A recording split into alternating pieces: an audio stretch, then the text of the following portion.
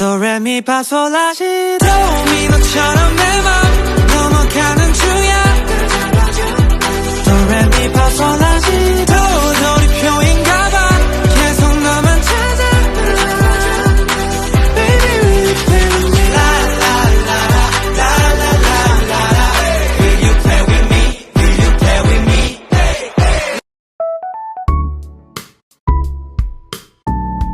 Okay, Assalamualaikum. Hari ni kita dah Ramadan yang ke 9. 9. Okay, Alhamdulillah kita masih lagi diberikan Ni kita punya content content creator. creator.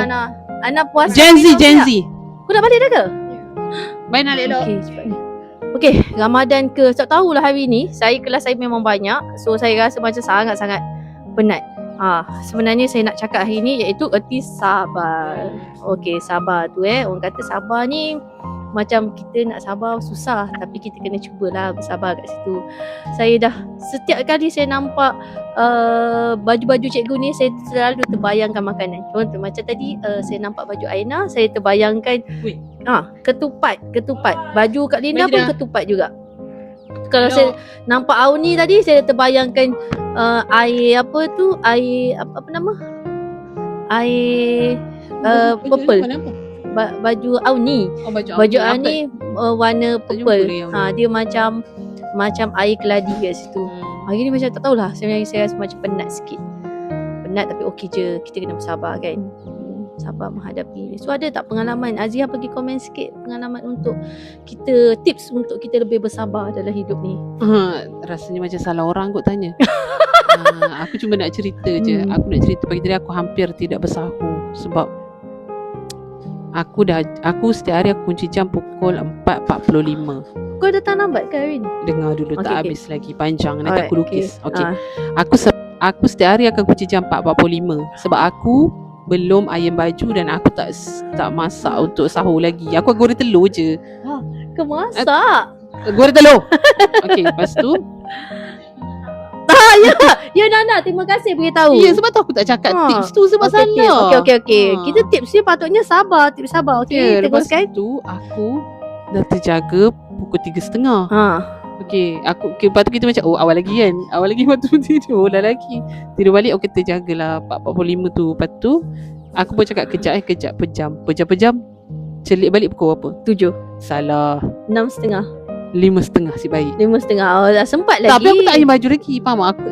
Alah, kau pakai je baju apa yang ada. Baik, lepas PBB tu aku boleh. pun aku kata okey tak apa dah lambat.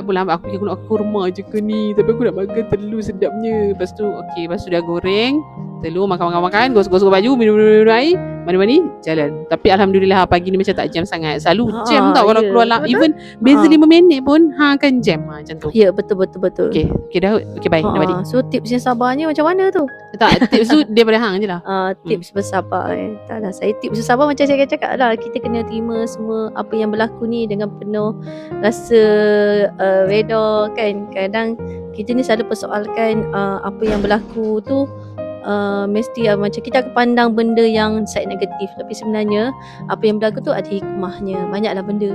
Contohlah macam saya nak cerita kan, saya dulu yang first saya masuk bila yang saya diuji kan, bila saya sakit tu, saya rasa macam sabar kan. Kadang-kadang orang cakap kena sabar, tapi itulah bagi saya sabar ni memang susah lah, kita nak tu, tapi manis lah. Kesabaran tu akan menjadi satu benda yang sangat manis untuk semua step ujian tu. Okay, kadang-kadang kita dulu mungkin kita diuji dengan benda-benda yang tak sepatutnya kan, tapi kemanisan tu kita akan nampak sekarang. Awak ingatkan dulu kan kisah di mana saya berada di titik terendah kan?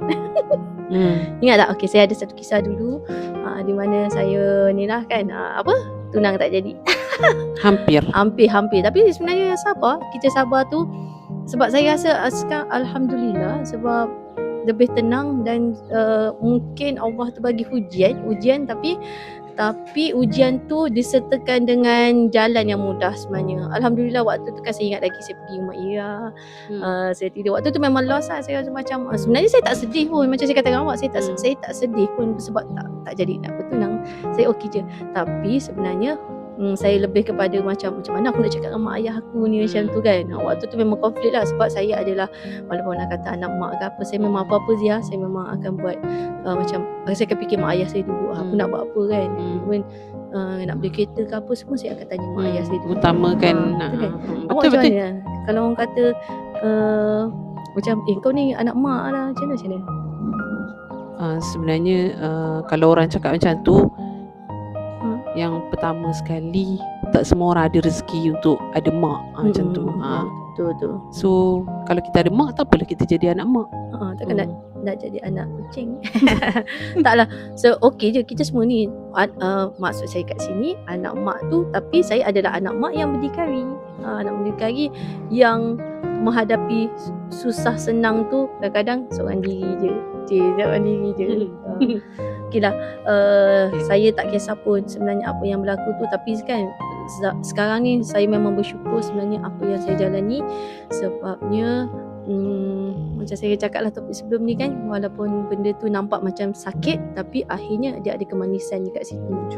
Di hujungnya kemanisan. So banyak-banyak bersabar lah. Belum-belum puasa ni kan memang ada banyak benda yang menguji kesabaran kita, tapi bila kita banyak bersabar tu Allah akan bagi pintu-pintu untuk kita Pintu rezeki untuk kita ni. Sabarlah. Okey, sebab menunggu jodoh dan sebagainya. Bersabar nak buka puasa nanti. Ya betul. Jangan buka sekarang. Baik. Tapi sekejap lagi dah nak azan, mirip sekali dengan azan maghrib. Zuhur boleh kan? Itu waktu bulan tak puasa. Kak Sab punya waktu berbuka. Okey lah. Itu saja sebab kita ni nak balik kampung. Ziha pun nak balik kampung, saya pun nak balik kampung. Sebab hari ni macam saya terlalu banyak sangat kelas. Saya tengok budak ni pun macam nak bercakap. Kalau nak suruh dia bercakap pun dia tak boleh bercakap sangat. Jadi kita lah kena bercakap. Sebab busy hari ni. Sebab hari ni Jumaat. So masa tu singkat. Kelas tu banyak. Jadinya tak sempat lah kita nak menyendiri. So before balik kita buat sekejap untuk kita punya penonton yang satu tu kan. Seorang tu peminat yang nak tengok, yang nak tunggu video Suhada. Walaupun ada satu je viewersnya, tapi kita akan ada tetap entertain peminat kita. Saya ada. Sebab Suhada dia sekarang ni sebenarnya rehearsal. Dia nanti ada podcast dia sendiri. So sendiri rehearsal. Tak lah. Saya sebenarnya introvert lah. Saya tak pandai sangat nak bercakap depan kamera sebenarnya. Sebab kalau belakang kamera boleh, orang tak cakap tu. Saya introvert. Awak tak percaya saya introvert? Tak apalah, nanti aku save Suhada introvert. Kita jumpa lagi di kita cuti. Kita akan nak beritahu kita cuti weekend ni. Kita akan jumpa balik insya-Allah hari Isnin. Isnin tu saya banyak masa sikit lah. Kita akan fikir topik yang lebih menarik. Okey, kalau ada topik menarik boleh juga komen down below. Okey, hati-hati, selamat berbuka semua. Hati-hati. Jumpa saya nanti lagi. Bye. Selamat berpuasa semua.